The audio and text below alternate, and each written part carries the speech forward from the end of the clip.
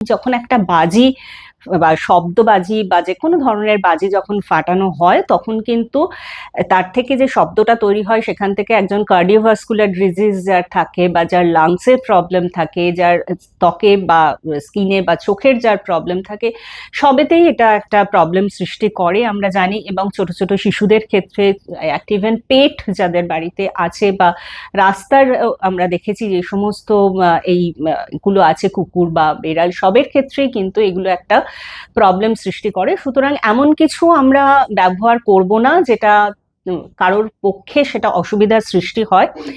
পরিবেশ বান্ধব বাজি বা পরিবেশ বান্ধব উৎসব, আমি যেটাকে সবসময় বলবো যে পরিবেশ বান্ধব উৎসবের দিকে মন রাখবো এবং উৎসব নিয়ে আনন্দ করব এবং আমরা সকলে যাতে ভালো থাকি তার চেষ্টা করব।